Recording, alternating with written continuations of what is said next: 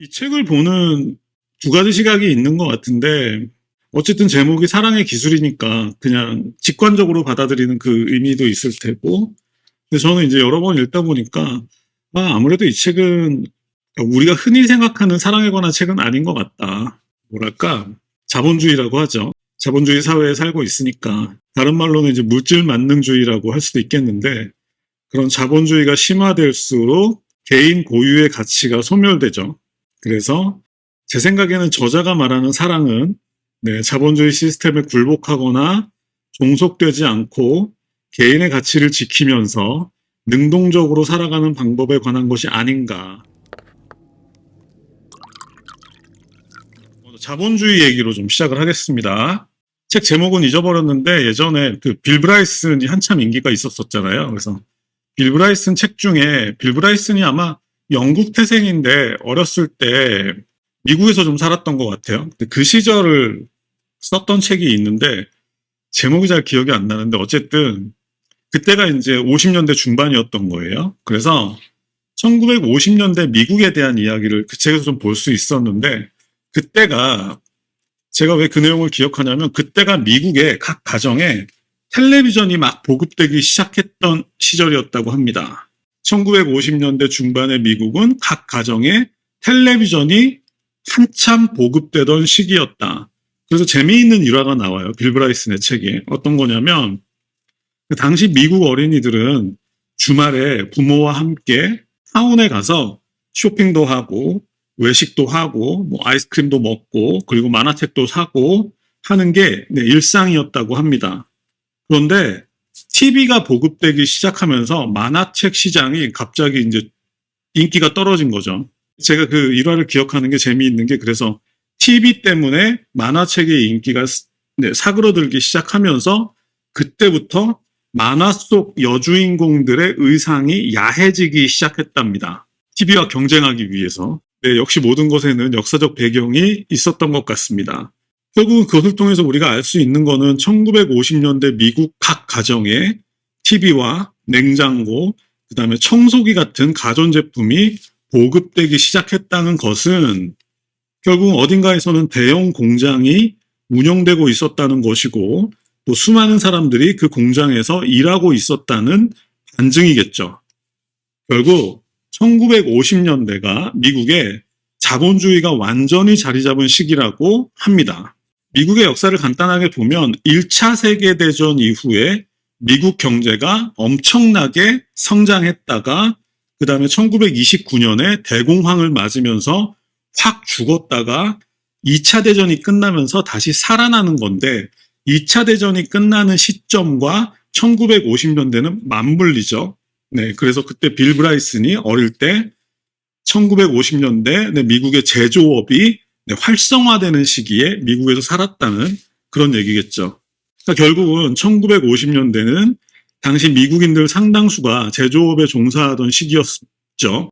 예를 들어서 뭐 제너럴 일렉트릭이라든지 포드라든지 그리고 그 속도가 속화되고 있었습니다. 결국은 안정적인 수입을 얻는 것과 동시에 개인이 거대한 사회 시스템의 부품으로 전락해 갔던 시기였다는 거죠. 1950년대가. 그리고 이 책 사랑의 기술은 1956년에 발표된 책입니다. 정확하게 맞닿아 있죠. 미국의 자본주의가 퍼져나가던 그 시기, 그 시기의 중심에서 L.A. 프롬이 이 책 사랑의 기술을 발표한 거죠. L.A. 프롬은 1900년도에 독일에서 태어났습니다. 근데 유대인이었기 때문에 나치의 위협에 따라서 1934년도에 미국으로 이주했습니다. 1941년도에 첫 책 자유로부터의 도피를 발표했고 이 책은 1956년도에 발표된 책입니다. 자, 제가 1950년대 미국 이야기로 시작한 이유는 이 책을 읽다 보면 이 책에서 말하고 있는 사랑의 개념이 우리가 평소 알고 있는 것에 비해 꽤 폭넓게 사용되고 있는 것을 알 수 있는데 그 이유는 남녀 간의 사랑뿐 아니라 자본주의 시스템 내에서 소멸해가고 있는 개인의 가치를 어떻게 지킬 것인가 하는 문제가 함께 포함되어 있기 때문입니다. 자, 이 책의 구성은 총 4장으로 되어 있는데 1장의 제목은 사랑은 기술인가 하는 장이고 2장은 사랑의 이론, 이게 제일 길죠. 그리고 3장은 현대 서양 사회에서의 사랑의 붕괴, 그리고 4장은 사랑의 실천입니다. 하나씩 정리를 해서 말씀드릴 텐데, 이 책이 제가 여러 번 읽다 보니까 느끼게 되는 건데, 생각보다 논리적인 책은 아닙니다. 약간 제목을 정해놓고 약간 작가가 좀 의식의 흐름대로 좀 생각나는 대로 좀 쓴 것 같아요. 구성 자체가 생각만큼 체계적이지는 않고, 그리고 또 중복되는 내용들도 많습니다. 그래서 오늘은 좀 주요한 내용 위주로 재정리해서 설명해 보겠습니다. 1장, 사랑은 기술인가? 책 서두에 저자는 사랑에 대한 대표적인 오해에 대해서 말하고 있습니다. 사람들이 사랑을 생각할 때 대표적으로 오해하는 것들인데 이런 거라는 거죠. 사랑은 그저 즐거운 감정이며 사랑은 하는 것이 아니라 받는 것이라고 생각하는 것. 그리고 사랑하는 것은 쉬운 일인데 정작 중요한 문제는 사랑할 좋은 상대를 발견하는 것이라고 생각하는 것. 그리고 어떤 대상과 사랑에 빠진 초기에 그 격앙된 감정 상태를 사랑의 전부라고 생각하는 것. 이것이 사랑에 대해서 우리가 대표적으로 오해하는 것들이라고 합니다. 그래서 그런 오해 때문에 사람들은 더 매력적인 사람이 되기 위해서 사회적 지위를 높이려 하거나 또는 외모를 가꾸는 데 집중하거나 또 자신이 지닌 가치와 어울리는 상대를 찾기 위해 상대의 스펙을 고려하게 된다는 것입니다. 또는 최초의 격양된 감정 상태가 지나간 후 사랑이 식었다고 생각하고 다음 상대를 찾게 된다는 것이죠. 하지만 저자는 결국은 우리의 이런 태도가 사랑을 실패하게 만든다고 말하고 있습니다. 그래서 저자는 우리가 삶을 제대로 살아가기 위해서 수많은 훈련을 겪어내야 하듯이 사랑 또한 그래야 한다고 말합니다. 저자의 말로는 사랑은 습득하고 계속해서 연마해야만 하는 기술이라고 말하고 있습니다. 그래서 제목인 사랑의 기술이 나온 거죠. 이 말은 근데 우리가 사랑에 대해서 생각하는 거에 대해서 맞죠. 사실 우리는 사랑은 그냥 즐기는 거라고 생각하고 사랑은 막 푹 빠져 있는 감정 그것이 사랑이라고 생각하고 그리고 뭐 사랑하는 거는 뭐 그렇게 어렵지 않다고 생각하죠. 문제는 이제 좋은 상대를 만나는 게 어려운 거라고 생각하고 근데 그런 것들이 에리 프롬은 전부 다 사랑에 대해서 우리가 오해를 하고 있다라고 정의하고 있습니다. 2장으로 넘어가겠습니다. 2장의 제목은 사랑의 이론입니다. 자, 에리 프롬은 우리가 사랑을 기술로 생각하고 계속해서 습득하고 연마해야 하는 이유가 사랑이 인간의 실존 문제에 대한 해답이기 때문이라고 말합니다. 인간의 실존 문제에 대한 해답이라는 거죠. 조금 어렵긴 하지만 여기서 에리 프롬이 그 실존 문제에 대해서 가져오는 예는 주로 하이데거를 이용하고 있습니다. 자, 이렇게 얘기를 하고 있습니다. 에리 프롬은 인간은 자신의 뜻과 상관없이 태어났고 역시 자신의 뜻과 관계없이 죽는다는 것을 알죠. 그리고 언젠가는 자신이 사랑하는 사람들과 영원히 헤어지게 된다는 것도 압니다. 그래서 결국 자신이 유한하고 고독한 존재라는 사실과 거대한 자연 앞에서 무력한 존재일 뿐이라는 사실에 대한 인식은 인간의 실존을 견딜 수 없는 감옥으로 만든다고 합니다. 그래서 그 감옥에 갇히지 않기 위해서 외부 세계와 결합하지 않으면 안 된다.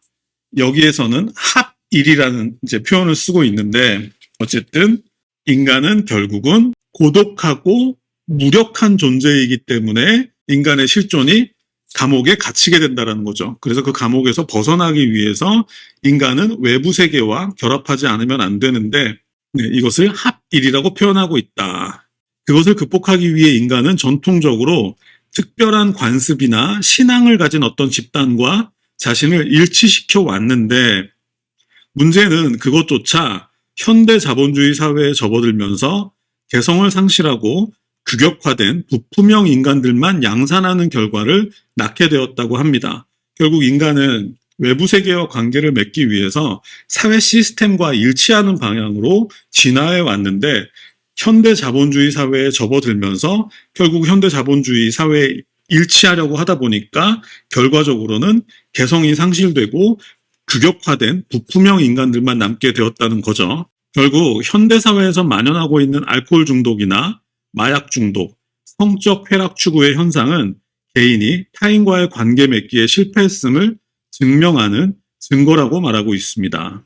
그리고 인간이 외부 세계와 미숙하게 결합하는 두 번째 형태에 대해서 LA 프롬은 어머니와 태와의 관계를 예를 들고 있습니다. 여기서 공서적 합일이라는 표현을 쓰고 있는데 이게 좀 번역이 조금 이상합니다. 원래 공서적이라는 말은 다른 것이 함께 한다라는 의미예요.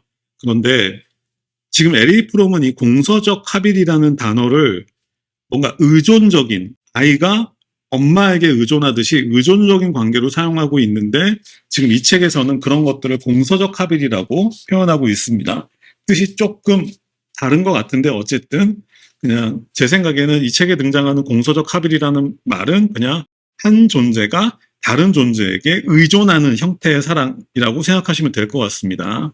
결국 한 개인이 누군가에게 의존하는 형태의 결합을 말하는 건데 그런데 문제는 어른이 되어서도 이런 욕망을 버리지 못하면 이것은 결국 피학대 음란증, 마조히즘이죠. 이나 과학성 음란증 같은 것으로 발전한다고 합니다.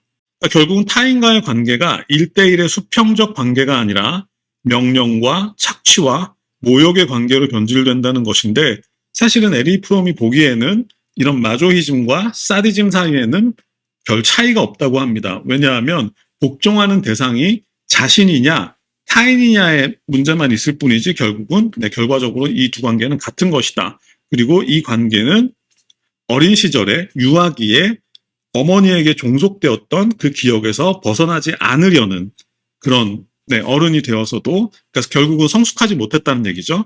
그래서 성숙하지 못한 인간들이 결국은 이런 마조히즘이나 사디즘적 성향을 갖게 된다. 이게 이제 두 번째 미숙한 사랑의 형태고 그러면서 LA 프롬은 이렇게 얘기를 합니다. 진정한 사랑의 관계는 서로가 개성을 잃지 않고 동등한 입장에서 한 인간과 타인이 결합하는 힘이라고 말합니다. 이것은 서로가 능동적 태도를 가질 때만 가능하다고 말하고 있습니다. 피로사회가 생각이 나시죠? 물론 이 책이 먼저 나왔지만 그러니까 에리 프롬이 말하는 가장 정상적인 사랑의 형태는 완성된 자아와 또 다른 완성된 자아가 만나서 1대1의 대등한 관계를 이룰 때 그것을 진정한 사랑이라고 부를 수 있다. 이거죠. 자, 이제부터 사랑 얘기가 시작됩니다. 이것을 바탕으로 사랑은 수동적 감정이 아니라 활동이라고 말하고 있습니다. 피로사회에 자주 등장하던 단어죠. 그리고 사랑은 빠지는 것이 아니라 참여하는 것이라고 말하고 있습니다. 그리고 사랑은 어딘가 노래 가사가 생각이 나는데 주는 것이지 받는 것이 아니라고 정의하고 있습니다. 아마 그 노래 가사도 여기서 나왔을 가능성이 있겠죠. 어쨌든 여기서 준다는 것의 의미를 좀 따져볼 필요가 있는데 여기서 준다는 것은 자신에게 가장 소중한 것을 주는 것을 말합니다. 그러니까 자신의 기쁨, 자신의 관심, 자신의 이해, 자신의 지식과 자신의 슬픔 등 자기 자신 속에 살아있는 모든 것을 주는 것이라고 말합니다. 그것을 통해 타인의 생동감을 보양하게 된다는 거죠. 그러니까 결국 여기서 준다는 것은 돌려받기 위해 주는 것이 아니라 주는 것 자체가 기쁨이 된다고 합니다. 그래서 결국 주는 것 자체를 기쁨으로 느끼는 두 사람이 상호작용이 일어날 때 사랑은 완성되고 고립감은 소멸된다는 것이죠. 결국 사랑은 능동적 활동이라고 합니다. 그리고 사랑에는 보호, 관심, 책임, 존경, 지식이 필요한데 당연히 상대방에게 관심을 갖고 보호하고 책임의식을 느끼고 또 상대를 존중하고 상대에 대해 제대로 알기 위한 노력이 필요하다는 거죠. 그리고 이런 태도는 성숙한 인간에게서만 찾아볼 수 있는 태도라고 합니다. 바로 이 책은 이 이야기를 하는 책입니다. 결국 제대로 된 사랑을 하기 위해서는 먼저 성숙한 인간이 되어야 한다는 것이고 결국 성숙한 인간이 된 사람은 사랑뿐만 아니라 그 모든 것도 다 성숙한 태도로 행할 수 있게 된다는 거죠. 그리고 성숙한 사랑은 부모와 자식 간의 사랑을 초월한다고 얘기를 하고 있습니다. 먼저 저자는 어머니의 사랑을 주는 사랑, 조건 없이 주는 사랑이라고 정의하고 아버지의 사랑은 조건이 있는 상대적인 사랑이라고 정의합니다. 요즘에는 어머니의 사랑, 아버지의 사랑 이렇게 구분하지는 않고요.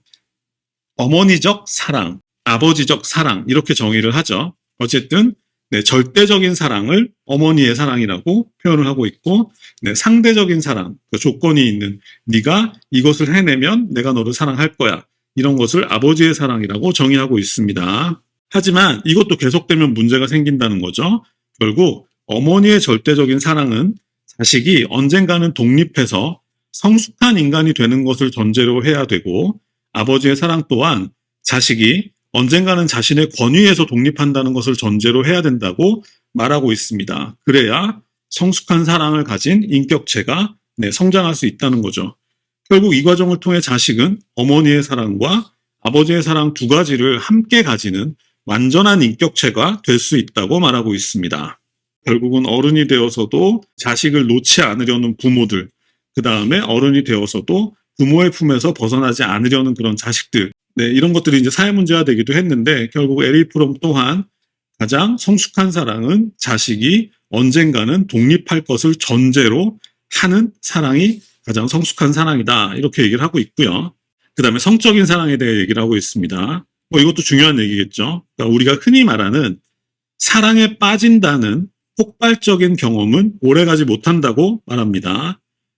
결국 이런 환상이 사라질 때 개인의 고립감은 전보다 더 심해진다는 거고요.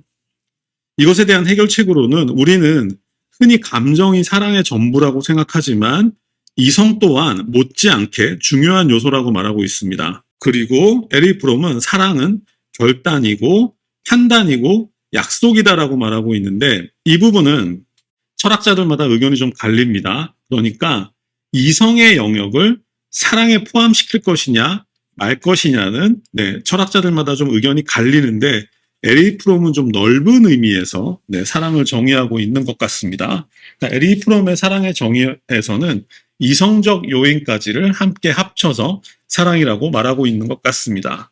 그리고 자기의 형태가 있죠. 자신에 대한 사랑. 그러니까 여기서 에릭 프롬이 말하는 거는 그런 나르시시즘을 말하는 게 아니죠. 그런 이기적인 감정을 말하는 게 아니라 자기의 또한 앞서 말한 능동적 형태의 사랑을 말하는 것인데, 그러니까 보호, 관심, 책임, 존경, 지식이 어우러진 능동적 형태여야 된다는 거죠. 자기에 대한 사랑도. 그래서 자기 자신에 대한 사랑도 마치 타인을 사랑하듯이 자신을 사랑할 수 있어야 한다는 겁니다. 그러니까 타인에게 친절하게 대하거나 엄격하게 대하듯이 자신에게도 그래야 하는 것이고, 그것이 바로 올바른 자기의 형태라는 거죠. 그리고 그것을 전제로 인간은 자기 자신을 사랑하는 딱 그만큼만 타인을 사랑할 수 있다는 말이 나오고, 그 역도 성립하는 거죠. 타인을 사랑하는 딱 그만큼만 자신을 사랑할 수 있다는 거죠. 이건 굉장히 중요한 얘기죠. 그러니까 결국은 자기 자신에 대한 사랑이, 정상적인 사랑이 조금 더 커지면 타인에 대한 사랑도 그만큼 커질 수 있는 거고, 반대로 타인에 대한 사랑이 조금 커지면 자신에 대한 사랑도 함께 커진다는 거고, 이것은 비례해서 움직인다는 겁니다. 그리고 에릭 프롬은 사랑의 또 다른 형태로 신에 대한 사랑을 말하고 있습니다. 이게 굉장히 중요한 문장인 것 같은데, 그러니까 저자는 신에 대한 진정한 사랑은 바라는 것이 없는 사랑이라고 말하고 있습니다. 뭔가를 소원을 들어주세요. 뭔가를 이루어주세요. 이런 식의 바라는 것이 없는 순수한 사랑이라고 말하고 있고요. 그리고 신에 대한 사랑의 정상적인 형태는 그 사람은 선한 의지가 있다는 것을 믿고 스스로가 그것을 증명하기 위해 노력해야 한다고 하고요. 그리고 신에 대한 진정한 사랑은 우리 각자가 신의 뜻을 실천하기 위해 능동적으로 실천하고 행동하는 것이라고 합니다. 그러니까 진정한 신에 대한 사랑은 신에게 뭘 바라는 게 아니라 우리가 마치 신이 된 것처럼 그렇게 신을 닮아가려고 노력하는 것이 진정한 신에 대한 사랑이라고 정의하고 있습니다. 2장은 끝났고요. 자, 3장. 현대 서양 사회에서의 사랑의 붕괴를 얘기해 보겠습니다. 내용이 비슷한 부분들이 좀 있는데 그런 것들은 좀 제가 상쇄하고 정리해서 말씀드리겠습니다. 자, 자본주의 사회에서는 인간 또한 상품이 되죠. 노동자는 자신의 상품성, 즉 노동력을 자본가에게 팔고 그 대가를 받고 생활하죠. 이런 경제적 구조는 가치의 위계 질서에 그대로 반영된다고 합니다. 또한 자본주의 사회에서 노동은 철저하게 조직화되고 분업화되죠. 이에 따라서 개인은 개성을 잃고 소모적인 기계의 부품으로 전락하게 된다고 합니다. 결과적으로 자본주의 사회에서는 마찰을 일으키지 않고 조용히 열심히 일하는 일종의 자동 인형들만 살아남게 된다고 합니다. 그래서 그 결과로 현대인은 자기 자신이나 동료, 그리고 자연으로부터 소외되고 고립된다는 거죠. 그런 자본주의 사회에서 인간의 행복은 결국은 즐기는 것으로 귀결되는데, 예를 들어서 상품이나 구경거리, 음식, 술, 담배, 사람들, 강의, 책, 영화 같은 것들을 만족스럽게 즐기는 것으로 그들의 행복이 귀결된다고 합니다. 피로사회에서 많이 나왔던 얘기죠. 결국은 모든 것을 소비하게 된다는 건데, 결국은 에릭 프롬은 소비가 모든 것을 삼켜버리게 된다고 말하고 있습니다. 이 예언은 100% 이루어졌죠. 그러니까 결국 이 과정에서 중요한 것은 오직 상품이 되었던 아니면 인간이 되었던 그 대상이 내 노동의 대가와 교환할 가치가 있는가 하는 것만 중요해지게 된다고 합니다. 그러니까 사랑하는 대상 또한 마찬가지로 내가 가진 가치와 교환할 만한 대상이 있는가를 가지고 판단하게 된다는 거죠. 그런 것에 대한 결과로 결국은 조건 없이 자신을 내어주는 능동적 사랑의 개념 자체가 사라져버렸다고 말하고 있습니다. 타인에 대해서든 사회에 대해서든 아니면 자기 자신에 대해서든 조건 없이 자기가 가진 것을 내어주는 행위 자체가 사라져버렸다고 말하고 있습니다. 그래서 현대 서양 사회에서 이런 식으로 사랑이 붕괴되었다는 것이죠. 자, 마지막 4장 제목은 사랑의 실천입니다. 현대 사회에서 제대로 사랑을 실천하기 위해서는 훈련과 집중과 인내와 관심이 필요하다라고 얘기를 시작하고 있는데, 결국 처음에 나왔던 사랑이 기술이라는 것을 다시 강조하고 있는 거고, 전반적으로 이 마지막 장에서 다루는 내용은 지금까지 해왔던 얘기의 반복이기 때문에 그런 건 넘어가고, 마지막으로 에릭 프롬이 결론을 이렇게 내리고 있어요. 그리고 이런 사랑의, 능동적 사랑의 개념은 확장되어야 된다는 거죠. 결국은 사랑의 기술에 대한 논의는 개인적 영역에 국한될 수 없다는 거고, 당연히 사회적 영역과 불가분의 관계를 갖고 있다는 것입니다. 그러니까 이렇게 능동적으로 자기를 사랑하고 타인을 사랑할 수 있다면 당연히 사회나 일 또한 그렇게 능동적으로 사랑할 수 있게 된다는 거죠. 그리고 내가 사랑하는 사람들뿐 아니라 나와 같은 사회에 속한 사람들, 그리고 일이나 휴식도 능동적으로 사랑하기 위해 노력해야 한다. 이렇게 결론을 맺고 있습니다. 결국은 우리가 생각했던 사랑을 더 잘하는, 좀 더 솔직하게 얘기하자면 이성에게 더 많은 사랑을 받을 수 있는 방법이 혹시 적혀 있을까 하고 책을 읽다 보면 결국은 능동적 주체가 되어서 나와 타인과 사회를 사랑해야 된다. 이러한 약간은 기대하지 않은 결론으로 떨어지게 되죠. 하지만 그 결론에 대해서 딱히 틀렸다고 말할 수는 없겠군. 이렇게 받아들이게 되면서 이 책은 끝나는데, 마지막으로 저는 이 책 전체를 통틀어서 항상 그 기억에 가장 많이 남아있는 에피소드가 있어서 그걸 소개하고 마무리하겠습니다.